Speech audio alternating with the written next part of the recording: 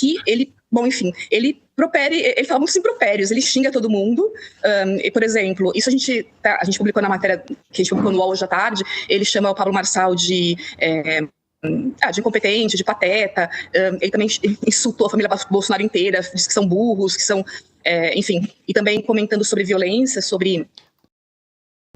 Muita gente que tentou ignorar o Renan Santos e agora tá vendo que não consegue mais, tá tremendo por causa disso daqui. Eu vou te mostrar 3 momentos, tá? 3 momentos do Renan Santos para você entender do que nós estamos falando aqui. Tá? Não é à toa que o Renan Santos saiu de, sei lá, 100 mil seguidores que ele tinha em janeiro para 1,5 milhão agora em alguns meses. Inclusive, nós vamos fazer uma coisa aqui, cara, que, novamente, parece mais um sintoma, né, de crescimento de uma figura da direita. A gente vai refutar uma jornalista do UOL. Eu tava lá na frente dela, eu vi uma coisa, ela falou completamente outra e nós vamos mostrar nesse vídeo aqui. Não é à toa que o Renan tem pautado essa eleição aqui no Brasil, tá? Porque o trabalho, ele não é focado na camada mais externa da cebola. A gente não fica pensando, seguidor, curtida, não. É uma coisa muito mais estruturada e muito mais complexa, tá? Dá uma olhada nisso daqui, ó. Isso aqui é um edit da marcha dos prefeitos que ocorre em Brasília, tá? Aí, meu irmão, assim, isso é um edit deles, tá? Teve 12 mil curtidas no Instagram. Pro Instagram deles é muita curtida. Dá uma olhada nesse edit que eles fizeram do Renan. Olha só, nós soltamos aqui os bastidores, não só da viagem passada, que eu fui lá para Pernambuco, Paraíba e Rio Grande do Norte, mas também dessa última, que eu fui para Florianópolis e para Curitiba. E aí o que aconteceu, cara? Né, nessa última, não só você vai ver ali toda a gente montando show, desmontando show, todos os bastidores dos Todos Pens, eu ainda encontrei o Verdun no aeroporto, cara, e ele me obrigou a comer um hambúrguer do Madeiro. Que história é essa? Se torne membro e assista o vídeo que eu tenho certeza que você vai dar muita risada. Tem uma música, não sei se vai dar pra deixar aqui, mas enfim, né? Ainda falando lá em...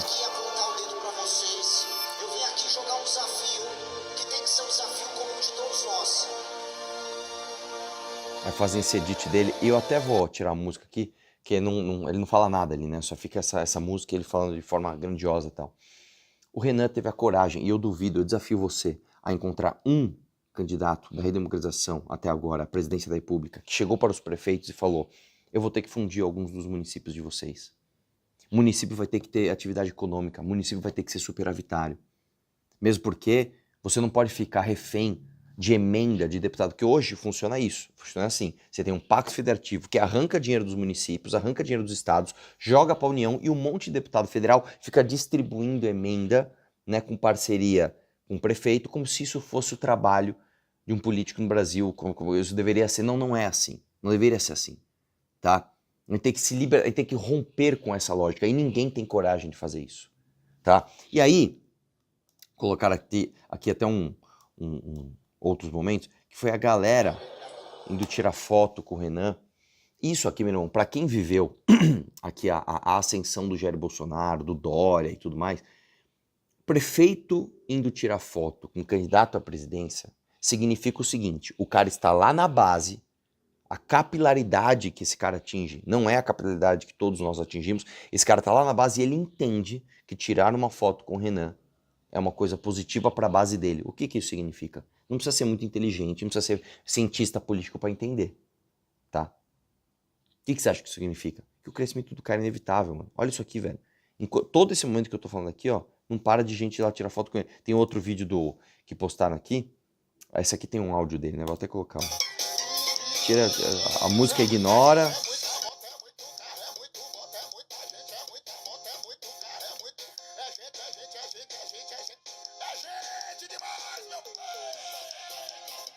Levar data center, vou fazer um desse desenvolver, vou fazer os municípios faturarem com desenvolvimento econômico. É o que a gente precisa pro Nordeste. Chega de imaginar que o Nordeste tem que ser o lugar só da Bolsa Família. O Nordeste tem que ser rico. O Nordeste tem que ser produtivo. E recado pra faccionado, o Nordeste tem um monte agora. Vou pra vocês.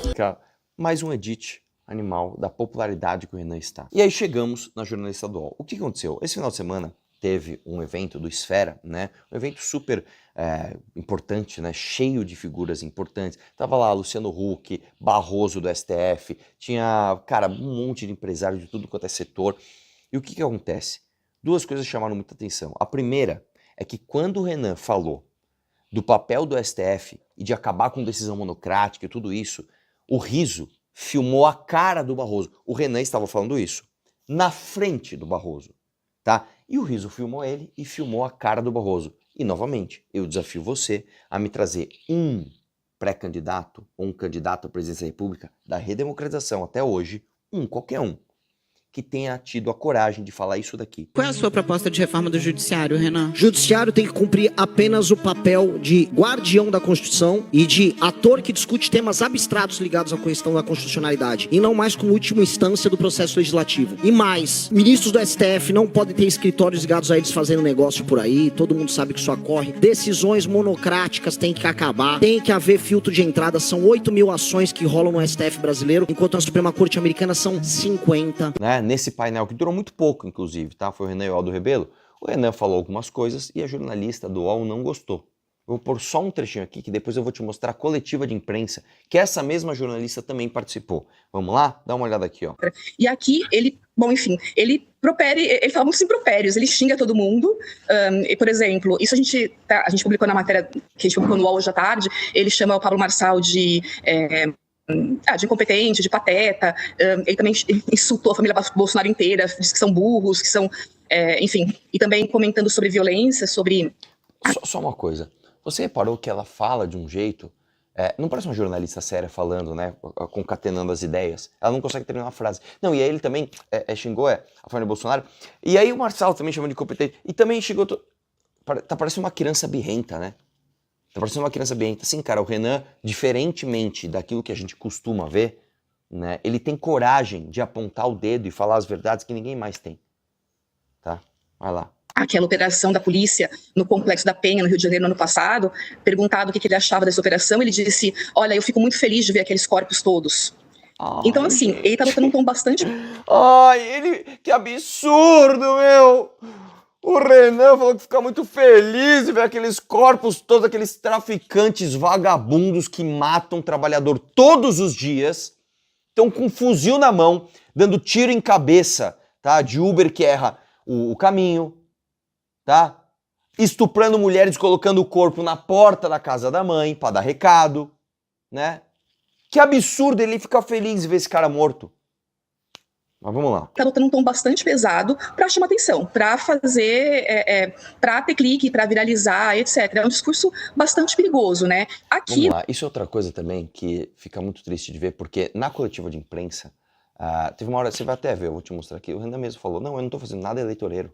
Se eu fosse apresentar propostas eleitoreiras, eu jamais falaria de desvincular o BPC do salário mínimo. Eu jamais falaria em fazer uma segunda reforma da Previdência. Eu jamais bateria na família Bolsonaro, já que eles têm tantos votos. Você vê que essa galera, meu, eles ficam presos nessas lógicas obsoletas que não adianta você fazer isso, cara. Vocês não aprenderam ainda que fazer esse tipo de coisa, esse tipo de análise rasa, esse tipo de militância idiota não funciona? Você quer refutar o Renan? Você quer apresentar um ponto de vista diferente? Tá tudo certo, ninguém precisa concordar com as nossas propostas. Mas não tente fazer essa coisa rasa, essa coisa primária, de olhar e falar, olha que perigoso o discurso dele, meu.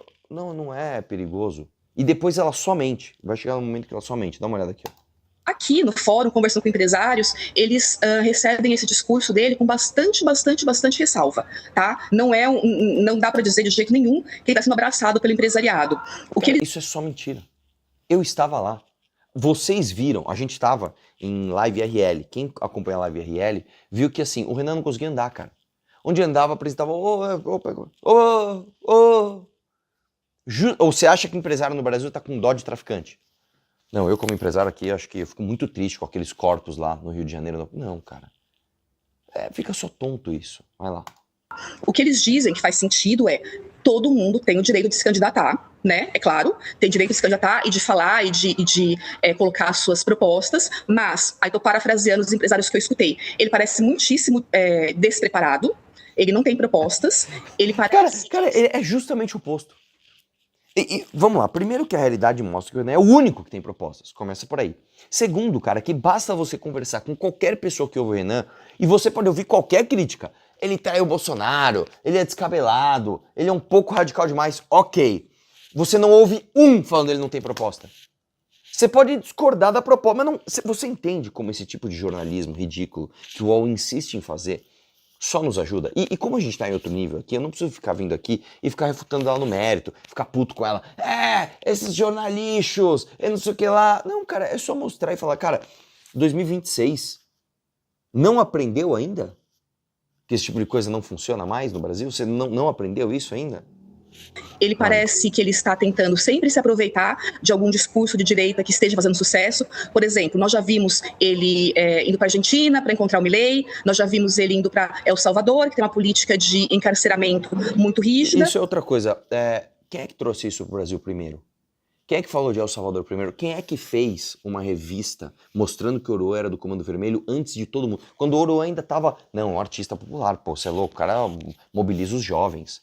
Ninguém tinha a manha de falar mal do Oruan. A gente foi lá e falou, esse cara é um traficante do Comando Vermelho, o traficante Oruan. Quem foi o primeiro grupo político que chamou Oruan de traficante? Enquanto muitas figuras da direita estavam fingindo que não viam, e até hoje estão falando, não, Neymar, os amigos do Neymar, pose do Rodo, não sei o quê. Sabe? Vai lá. Elogiada pelo Donald Trump dos Estados Unidos. Então, assim, ele tá sempre querendo se associar a alguém de direita que esteja fazendo muito sucesso, né, que esteja fazendo muito sucesso, e se aproveitando desse discurso. E agora... Cara, ele tá sempre querendo se associar a alguém de direita fazendo sucesso. Cara, se isso fosse verdade, a gente teria se associado ao Bolsonaro e ficado com o Bolsonaro até o fim, teria se associado, sei lá, ao delegado da Cunha, ao sei lá, ao Caio Coppola, ao Pablo Marçal, ou qualquer outra, ou o Nicolas Ferreira, qualquer outra figura considerada de direita que está fazendo sucesso.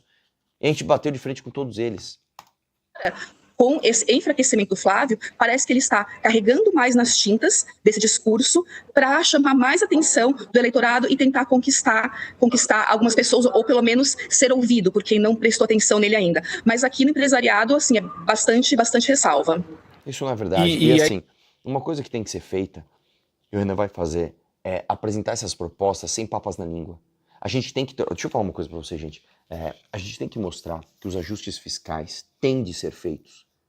Nós temos sim de falar de desvincular benefício social, tá? De desatrelar isso, tá? Aos prêmios, né? Vamos falar assim, de quem está produzindo no Brasil. A gente tem que falar sim que fim da escala 6x1 não está próximo, porque o Brasil não tem produtividade para isso. O próprio projeto do governo de escala 6x1 já veio cheio de ressalvas. Olha, a gente vai fazer por setor, e a gente só vai acabar com as classes por um quando a gente aumentar o nível de produtividade. Então, basicamente, assim, o próprio governo que está propagandeando uma coisa está fazendo outra.